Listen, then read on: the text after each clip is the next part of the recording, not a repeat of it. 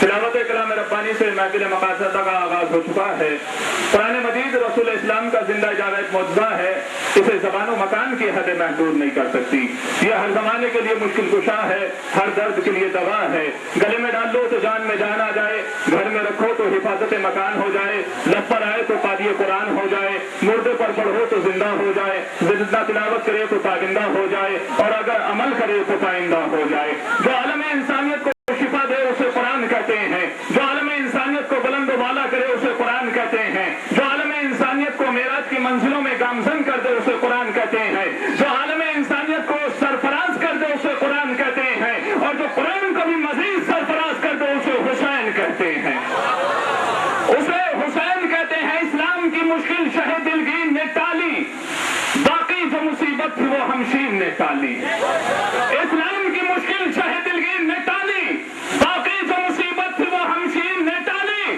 قرآن نے ٹالی کئی نبیوں کی بلائیں، قرآن پہ بلائیں تو شبیر نے ٹالی۔ قرآن نے ٹالی کئی نبیوں کی بلائیں، قرآن پہ بلائی تو شبیر نے ٹالی۔ یقیناً جشن مولا کائنات علی علیہ السلام کا انعقاد کیا گیا ہے۔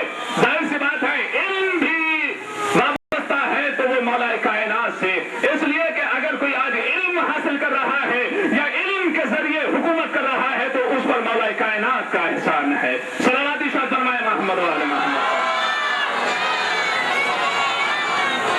وہ شائستگی سے ہوتی ہے، ہم علم کے پروانے ہیں، ہم علم کے دیوانے ہیں، اس لیے کہ علم جو ملتا ہے وہ در ابو طالب در علی علیہ السلام سے ملتا ہے، تو یہ مبارکباد یقیناً مبارکباد کے قابل ہیں علی جناب مولانا سید شاہ نواز حیدر صاحب اور یہ تمام مومنین ذوی الاحترام کہ جنہوں نے ہر ایک اعتبار سے تعاون، ہر ایک اعتبار سے ان کی مدد فرمائی اور اس عظیم الشان محفل مقاصد کا انعقاد کیا، اور اسی کے ساتھ ساتھ ایک بہترین مدرسے کی بنیاد جو مدرسہ آل نبی کے نام سے موسوم کیا گیا ہے، جس کا افتتاح جناب آفتاب شریعت علی جناب مولانا سید قلب جواز صاحب کے دست مبارک سے ہوگا۔ آپ حضرات سے التماس کی جاتی ہے ایک اور باواز بلند نعرہ صلوات ارشاد فرمائے محمد و آل محمد۔ حکومتیں ہو رہی ہیں تو علم کی بدولت، اگر انصاف ہے تو علم کی بدولت، اگر دلوں پر حکومت ہو رہی ہے تو علم کی بدولت، انسان انسانیت سے آشنا ہے تو علم کی بدولت، اگر بچوں کا احترام جاننا ہے تو علم سیکھو، اگر بزرگوں کا احترام جاننا ہے، کس طریقے سے احترام کرنا ہے تو علم سیکھو، اس لیے کہ علم ہے تو انسان انسان ہے، علم نہیں ہے تو انسان حیوان سے بھی بدتر ہے۔ اور ہمارے آج کے کمپیئر کرنے والے بہت مہمان صاحب احمد رضا صاحب، مومنین بکنالہ، آج بہت ہی خوشی کا دن ہے کہ آپ کے یہاں 2 سال کے بعد میرے پھر آنے کا اتفاق ہوا، اور اس محفل کے اندر محترم جناب قبلہ قلب ثاقب صاحب تشریف لائے تھے، میں بھی تھا، اور علم کے اوپر ہی گفتگو تھی۔ مجھے اب تک یاد ہے کہ انہوں نے ایک آپ حضرات کو قسم دلائی تھی، اور وہ قسم ایسی تھی کہ جو اہل بیت سے محبت کرنے والے ہیں، جو کربلا پہ رونے والے ہیں، اس قسم کی بڑی اہمیت ہے ان کے لیے، اور انہیں قسم دلائی تھی حضرت عباس کی۔ اس کے اندر بہت سی باتیں آپ سے منوائی تھی۔ ایک بات یہ بھی تھی کہ آپ حضرات سب اپنے بچوں کو تعلیم کے لیے اسکول میں بھیجیں گے۔ مجھے بڑی خوشی کی بات ہے کہ یہ اسی مدرسے کا افتتاح ہونے جا رہا ہے، اور میں دعا کرتا ہوں کہ مدرسہ بلندیاں چھوئے، ترقی کرے، یہاں سے لوگ علم تحصیل کر کے اور نام جو ہے اس قریے کا، قوم کا روشن کرے۔ یہ ایک بڑی ہماری دعا ہے، اور آپ لوگ بھی اس دعا میں ضرور شامل ہیں۔ میں وہ الفاظ تو میرے پاس نہیں ہیں جو قرآن کی تعریف میں ابھی آپ سن رہے تھے،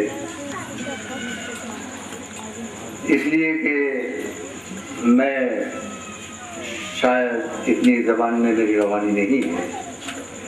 ये ज़रूर है कि कुछ ख्यालात आप हज़रात की खिदमत में मैं रखना पसंद करूँगा। अभी आप कुरान के बाद यानी एहसान तो है, बेशक दूसरे लोग इससे फ़ायदा उठा रहे हैं, क्या हमने भी उन्हें मोहसिन मान के उनके एहसान को लेने की कोशिश की? अगर की तो हम कामयाब हैं, अगर नहीं की तो हम फेल हो चुके हैं। इस तरफ जरा थोड़ा सा गौर आप हज़रात फरमाएं। कुरान पाक के अंदर हर मुसलमान का दावा है कि खुशकुतर है। कौन मुसलमान है जो कहता है कि खुशकुतर नहीं है? इसके अंदर सब कुछ है। बल्कि मैंने तो यहाँ तक एक साहब की ज़बानी सुना कि वो मुझे बड़ी हंसी भी आई थी, और मैं अक्सर बेशतर में बयान करता हूँ कि कुरान को तुम गौर करो। है ने लिख दिया, पढ़ लिया आपने, बहुत दावा किया कि मैंने ये बड़ी काविश है मेरी, मैंने ये किया, मुसन्निफ ये लिखता है और ये लिखता है। लेकिन कुरान एक ऐसी किताब है जो ये कहता है कि आओ जगह जगह गौर करो। बारिश कैसे हो रही है, गौर करो। ये हवाएं कैसे चलती हैं, तुम गौर करो। पहाड़ कैसे खड़े हैं, तुम गौर करो। मछलियाँ कैसे जिंदगी बसर कर रही हैं, तुम गौर करो। ये भैंसों के अंदर से दूध देने वाले जानवर जितने भी आप देख रहे हैं, उनके लिए कि तुमने दूध देने वाले जानवर देखे, ये चारा खाते हैं, एक तरफ दूध बनता है, दूसरी तरफ जो फुसला बनता है, गौर करो। ये पेड़ों, ये बराबर पेड़ जो है वो खड़े हुए हैं, एक ही किस्म के पेड़ हैं, ये कितने जायके के इनके अलग अलग हैं। यानी आपने देखा होगा, मैं बहुत सादा अल्फाज में आपको समझाऊं कि आम के पेड़ देखे होंगे कि एक तरफ मीठा है, एक तरफ खट्टा है, बड़ा है, सुर्ख है, सफेद है। तो इतनी तरह के पेड़ एक ही बाग के अंदर आप देखते हैं, एक ही तरह का खाद दिया जाता है, एक ही पानी देने वाला है। ये सब क्या है? ये सब इसमें अल्लाह तो हर जगह ये फरमाता है, जहाँ इसका जिक्र है तुम गौर करो, इसमें हमारी पहचान है, इसमें हमारी पहचान है।